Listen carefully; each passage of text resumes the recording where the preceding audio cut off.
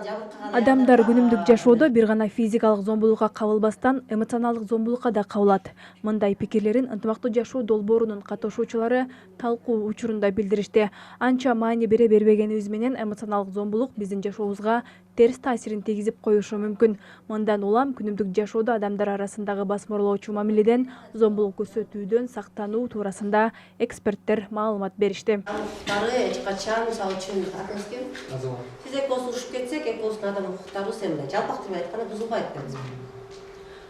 Эгерде азаматты мен уруп салсам, азамат барып госорган, милиция жана башкаларга заявление барат да барат. Бирок сен заявление этесиңер сөзсүз түрдө бир кандайдыр бир нерсе болсо элечи. Мына ошол барганда эгерде милиция карабай койсо, ошолордон андан кийин адам укуктары ошол жерде бузулду деп айта аласыз. Эгерде ал адам өзүнө зордук, зомбулук бир ыдык көргөзүлүп атканын сезбесе, же билбесе, же башкаларга мындай чувствительный болбосо, бул көйгөй чечилбейт. Эң эле башка адам түшүнүп, баралашууну билип, ушул адам зордук, зомбулукка кабылып атат, мен эмне жардам көргөзө алам деп өзүнө гана суроо бергенде гана чечилбесе, бул билбейм. Анткени адам өзү түшүнбөсө, бул биздики жаңы эле айтып кеткендей эле, бул нормалдуу көрүнүш болуп калат да.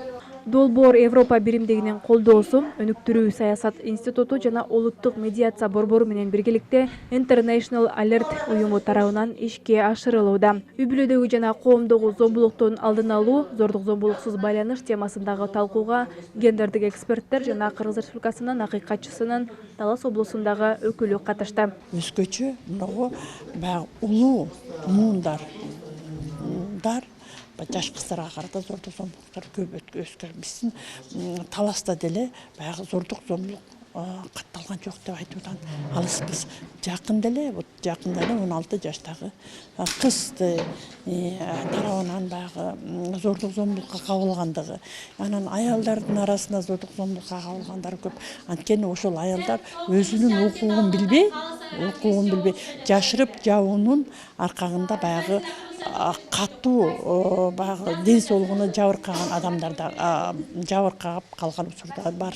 Ынтымактуу жашоо долбоорунун алкагында талкууга жаштар активдүү катышып, өз ой пикирлерин ортого салышты. Анда аялдардын жана эркектердин бирдей укуктарын жана мүмкүнчүлүктөрүн камсыз кылуу механизмдери, үй-бүлөлүк зомбулуктун коомдогу гендердик ролдор менен байланышы, үй-бүлөлүк зомбулуктун курмандыктарына кантип жардам берүү керектиги тууралуу пикир алышуу болду. Мындан тышкары катышуучулар зомбулуксуз баралашуунун принциптерин жана эрежелерин талкуулашты.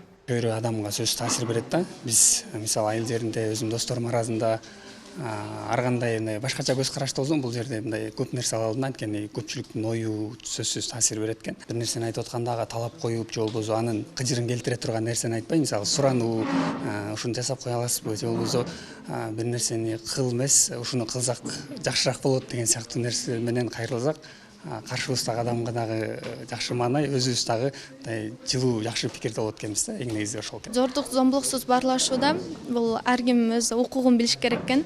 Чынында эле мен аял затымын деп жөн эле отуруп калбастан, өзүнүн укугун билип, зордук зомбулук болуп жатканын байкаса, аны мындай керектүү тараптарга билдирүүнү билиш керек экен да. Ошондой эле зомбулуксуз жашоо куруу үчүн биринчи кезекте жаштардын аң сезимине зомбулуксуз жашоо түшүнүгүн жеткирүү зарыл дешет активисттер. Анан ушу жаштар арасында биз ошондой зомбулук болбосун деп алдын алып атабыз. Биринчи катышкандар өздөрү мындай зомбулукка барбаш керек, же калып калган болсо кандай аракет кылыш керек, ошол багытта алышат маалыматтарды. Ошондой эле булар дагы коомдо ушуну көргөн болсо, ошолорду алдын алууга, түшүндүрүштөр жүргүзүүгө, эгер кабылган болсолорду тиешелүү органдарга билдирүүгө, досторуна ушундай жаман экенин, туура эмес экендигин айтып түшүндүрүү үчүн дагы өткөрүп атабыз да. Ынтымактуу жашоо долбоорунун алкагындагы талкуулар өлкөнүн бардык аймактарында өткөрүлүүдө. 15 августтан 19 августка чейин республика боюнча үй-бүлөдөгү жана коомдогу зомбулукту алдын алуу, зордук зомбулуксуз байланыш темасында тренингдер өткөрүлөт. Айжамал Байырбек кызы, Байжан Мирбеков, Эркен Айжумабекова, Бакаят району.